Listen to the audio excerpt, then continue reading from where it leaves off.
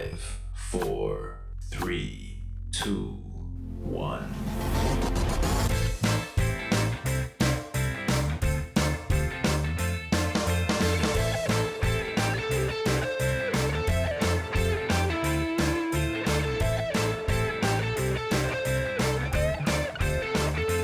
Hello and welcome to TrojanVision's The Week That Was, covering the news and events for the week ending Friday, January 29th, 2021. I'm your host, Aaron Taylor. The supply of COVID vaccine has become a worldwide issue, and at the state level, Alabama is struggling to get doses to distribute to citizens in need. However, while many at-risk Alabamians wait for their shot, Brady Talbert shows us that one university in the state is already vaccinating its college-age students, and it isn't Troy.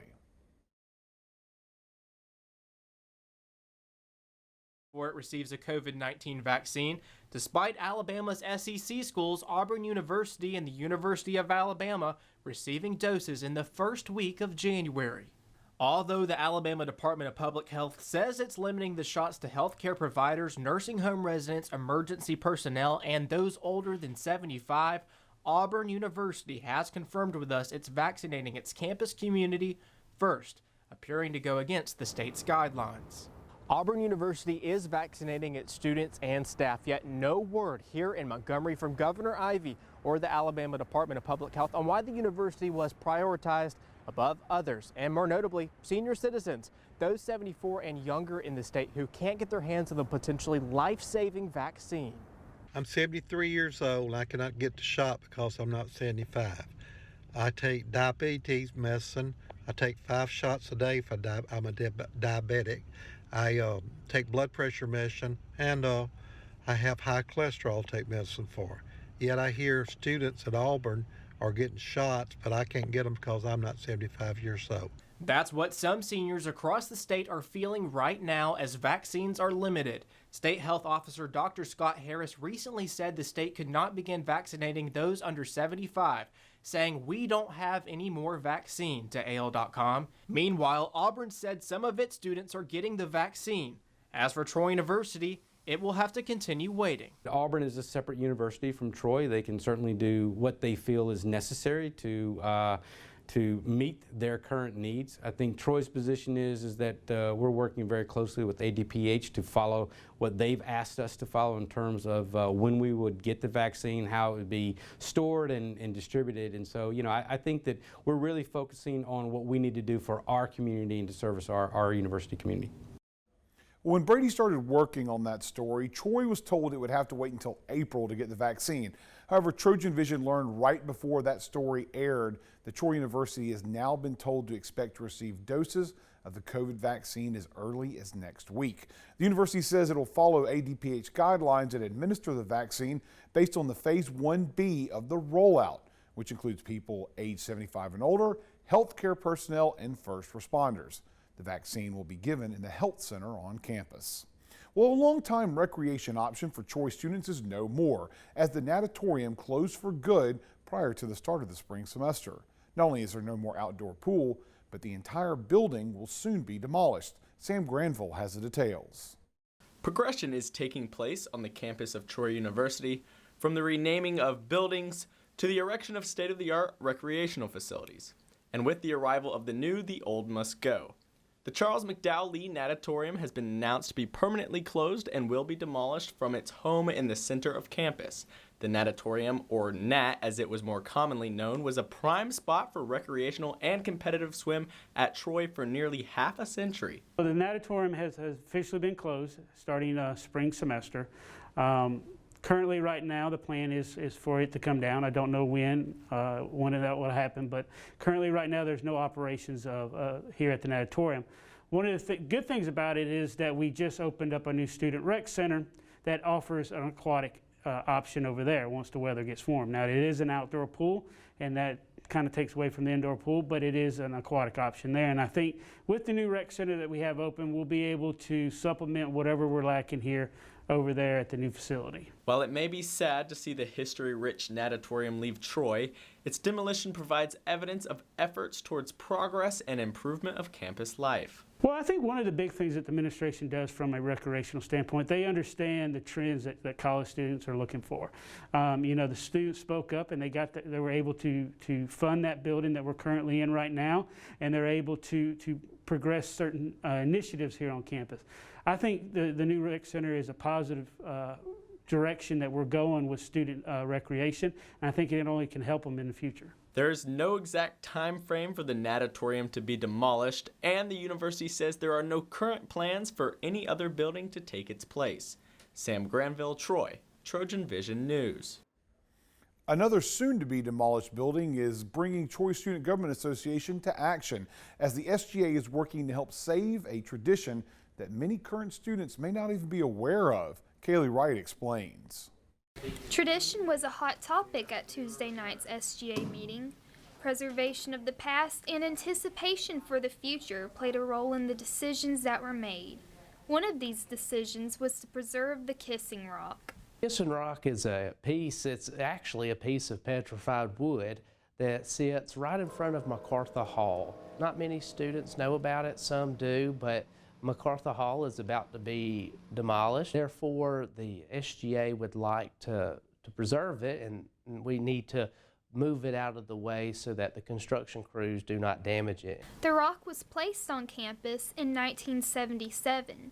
Supposedly, if you kiss your significant other by the rock, it will produce longevity in the relationship.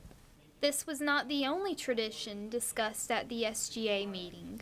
Mr. and Miss Trojan Pride is a fun new tradition we're trying to start at Troy. It's the applications will be closing this Friday. A student just needs to receive a nomination from either a student organization, an athletic team, or an academic department or program, as well as an honor society. Once they receive that nomination, they can fill out the application, and they're good to go through a selection process. The selection process includes an interview and an election. This is brand new. It hasn't been done before, and we hope it will be a long-lasting, fun new tradition at Troy. They say that traditions are memories that we will carry on with us for the rest of our lives. It can be argued that traditions such as the Kissing Rock are important to the legacy of Troy University. Kaylee Wright, Troy, TrojanVision News. We'll take a short break, but when we return, a popular local recreation destination is opening back up. We'll let you know more about the Pike County Lake reopening right after this break, so stay tuned.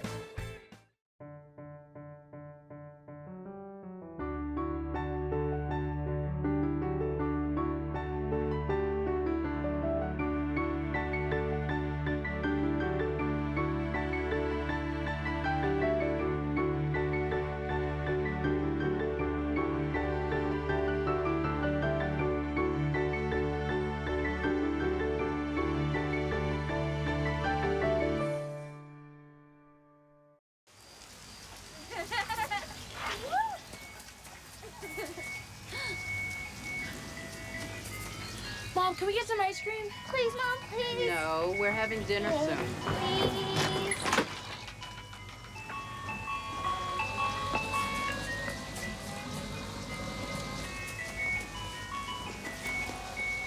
You don't have to be perfect to be a perfect parent.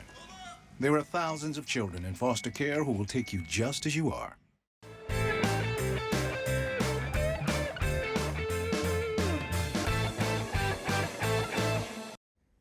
The International Art Center's exhibit, Faces of Vietnam, was a wide collection of post-war art by some of the most famous artists of Vietnam. And right before the exhibit closed, the man responsible for the exhibit gave personal guided tours to guests in the IAC. Allison Polk has the story.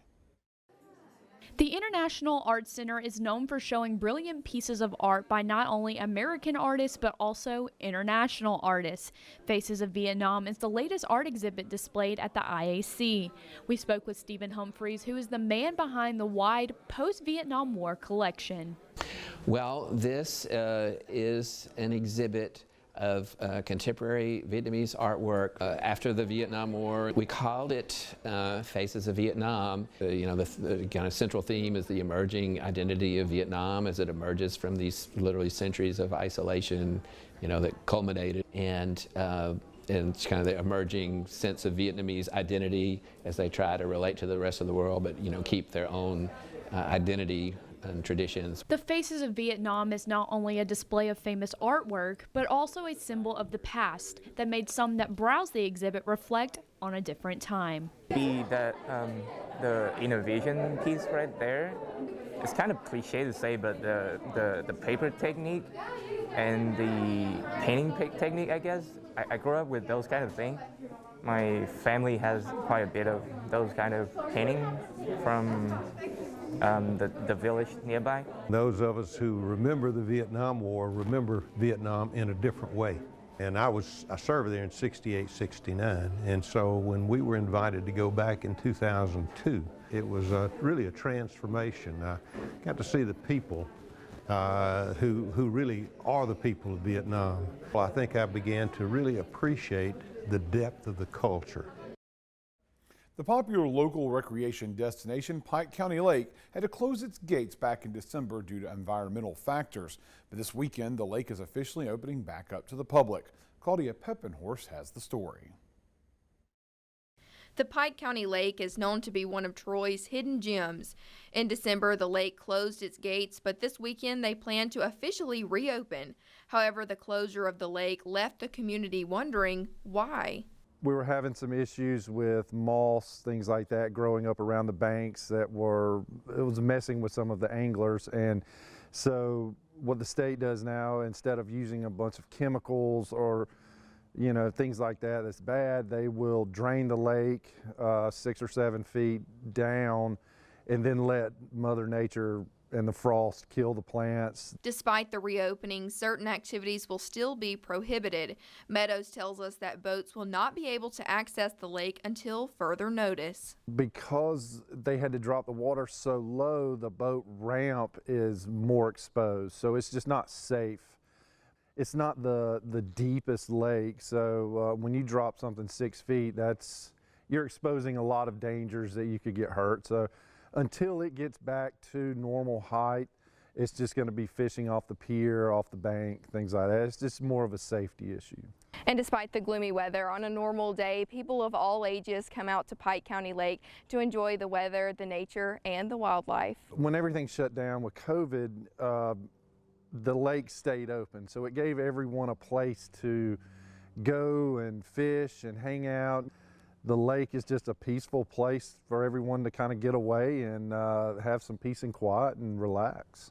And while the gates to Pike County Lake are officially opening back up this weekend, they will be operating under different hours for the time being. Right now we're only going to open on the weekends, so Saturday, Sunday they'll be open normal times, usually daylight to dark. As soon as the state finishes their work, then we're going to open it back up to 6 days a week. And whenever Mother Nature decides to fill the lake back up to normal height, then we'll open it just as normal. Claudia Peppenhorst, Troy, TrojanVision News. One of the main parts of attending college is learning stuff, but you don't always get to show off what you know in a public setting.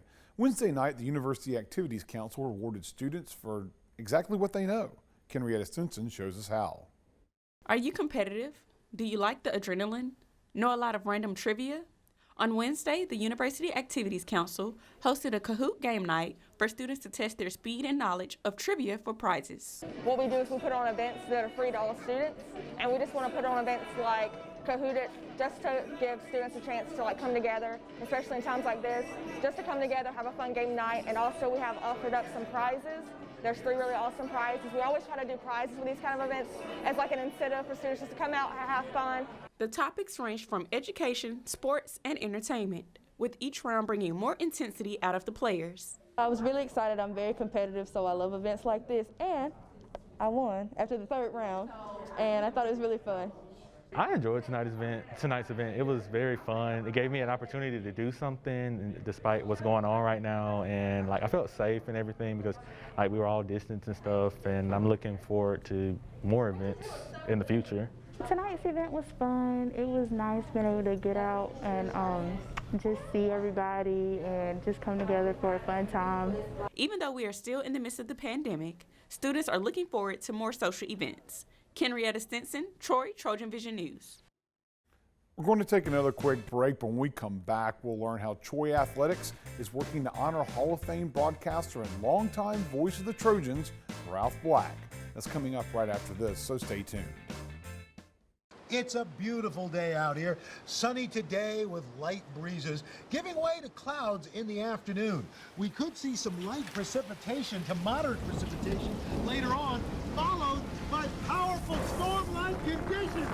90 miles per hour winds are expected. Authorities are asking everyone, stay indoors. Come on, that's it. Let's go.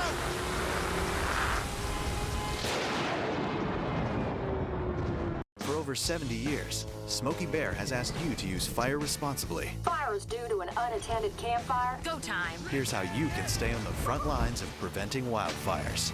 Always watch your campfire. Before leaving, drown it, stir it, drown it again, and feel that the fire is out cold. Oh, bullseye! And you won't need a visit from these guys. Copy that. You can be Smokey's wingman when enjoying nature and prevent wildfires. Visit SmokeyBear.com for more fire prevention tips.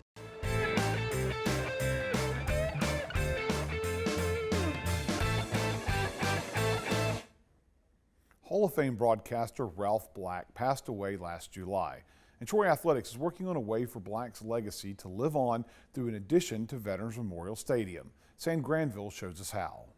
The snap is down, the kick is up. It's well after the turn.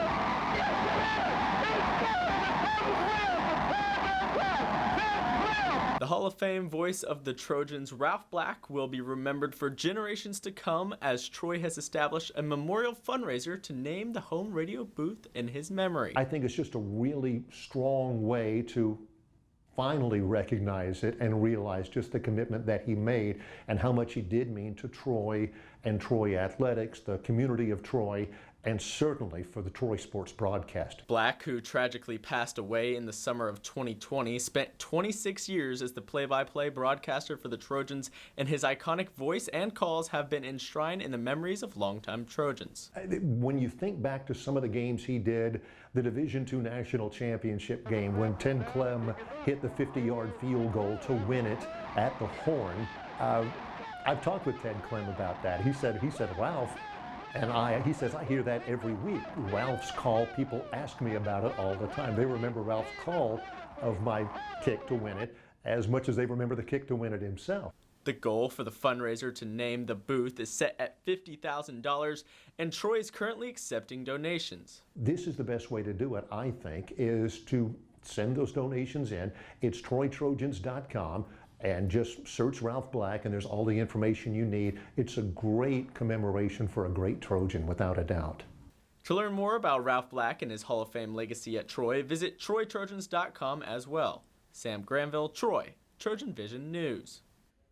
After scoring over 100 points last Friday night to open their weekend series over Coastal Carolina, the Trojan women's basketball team had a slightly smaller point total and another decisive win to round out the weekend. Stuart Bradley has the highlights.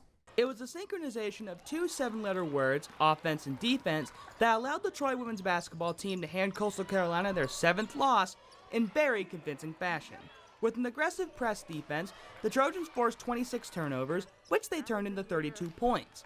Throw in 31 offensive rebounds and a pair of double-doubles from Alexis Dye and Felmas Karenga, and you have a recipe for an 84-53 routing of the Chanticleers. Definitely our offense was created from our defense this whole weekend. Again, this was a weekend that I'll kind of remember as a weekend our man-to-man press came together. We all started moving as one, the string on the foot type of thing. When one player moves, it pulls another player around, and it seemed like all 5 players were moving in sync on both nights, and it created a lot of offense for us and gave us a lot of confidence. Obviously, getting a double-double yesterday was a challenge for me because, I want to ride up there with Alexis Dye. Yeah. Of the 48 total rebounds, 14 of those belonged to Alexis Dye.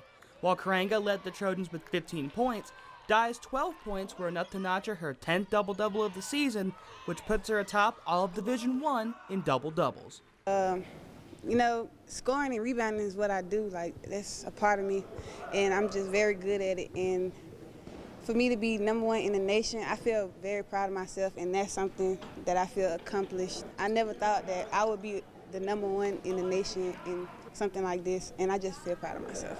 We can't overlook the fact that Alexis Dye now is leading the nation in double doubles. So in all of the United States of America, we have Troy University up there at #1 in double doubles, and that's a great statistic, and we're very proud of that. Ever since losing their first conference game, the Trojans have won 5 straight and have ascended to the top of the Sun Belt East Division.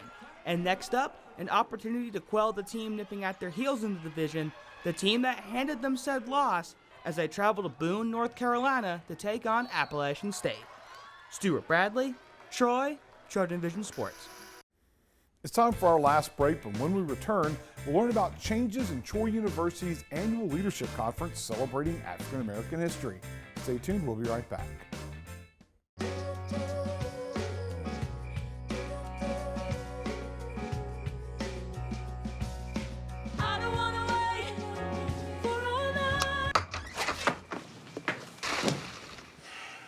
I was afraid of that. Well, guess it's time to get you fixed. Your pets will start fooling around sooner than you think. Go on, get out of here! Accidental litters lead to millions killed in shelters each year. Help prevent more. Fix at month 4.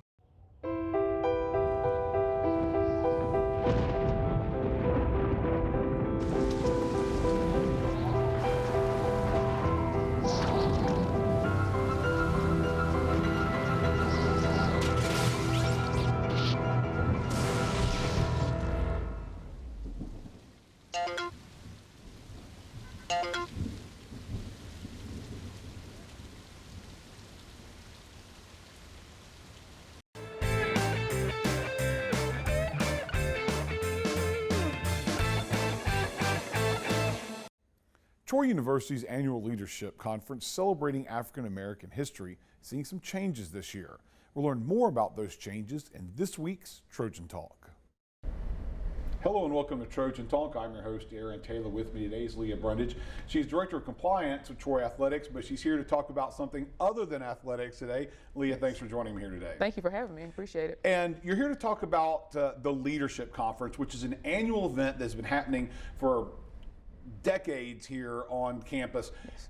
But this year, things are a little bit different, as with everything going on in the world.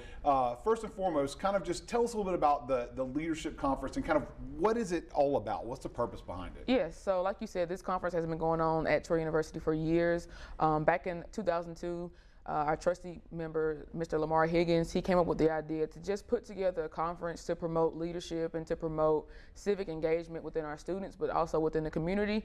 And it had humble beginnings, but it has grown ever since then. And so really just wanted to look to continue that legacy, but also promote the same messages, promote the same leadership and civic engagement messages for the public and for the student body. And you talk about it's gotten higher in profile. Obviously, there's been a number of high-profile speakers over the years, including a recent speaker who's become very high-profile because Raphael Warnock was a speaker just a few years ago, and now he's in the national spotlight. And so that shows the kind of level of speakers that have been a part of this conference. For sure. And the conference, the board members, they've done a great job over the years bringing in, like you said, high-profile people, but also impactful people.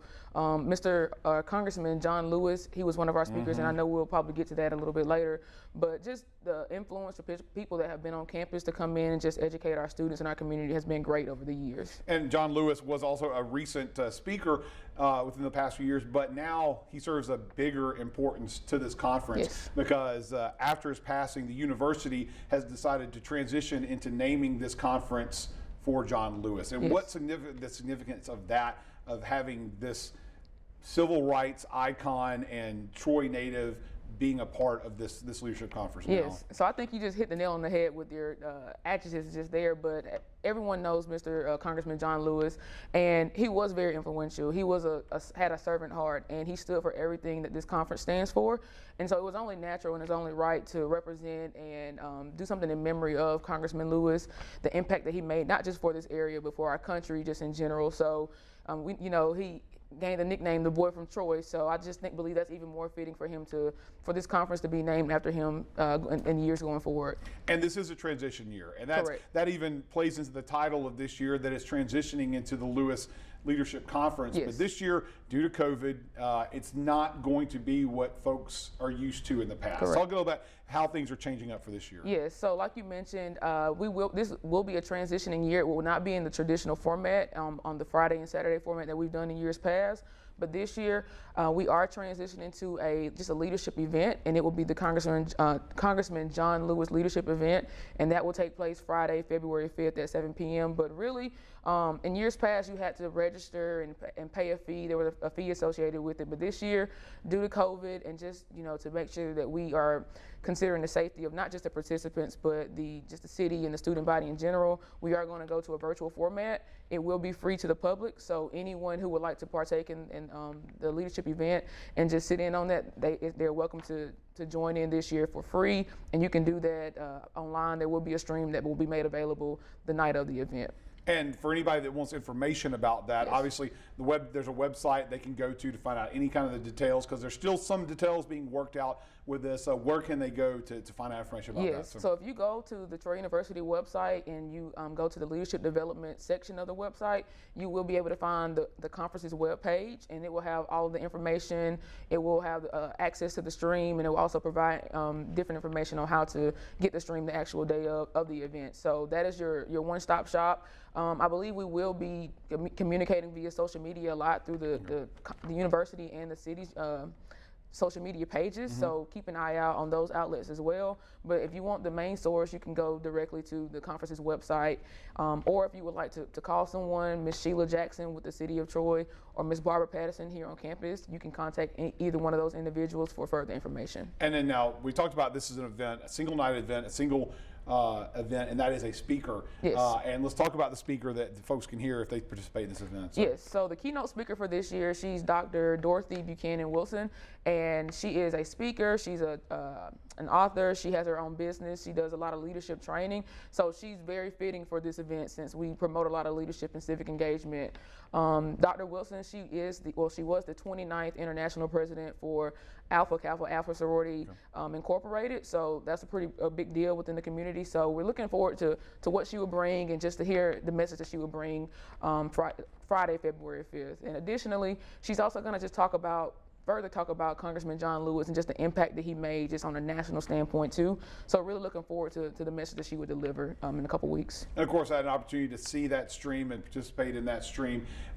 And you said talk about Lewis, and once again, we have to reiterate the fact that this is going to be in Lewis's name from this point on. Correct. And obviously it's going to have an impact on a lot of people, and probably encourage a lot more people maybe to want to participate because of that connection. Correct. So. And that's our plan for this year, and the conference has done well in years past.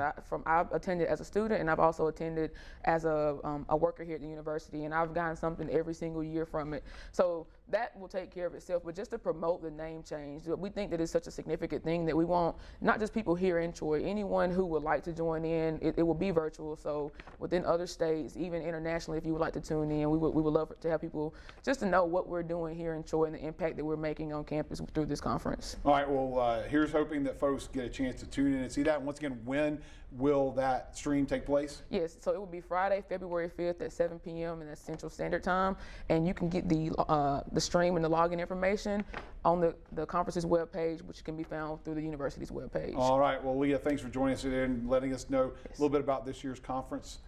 Good luck with this year's conference. Thank you very much. And thank you for joining us on today's edition of Trojan Talk.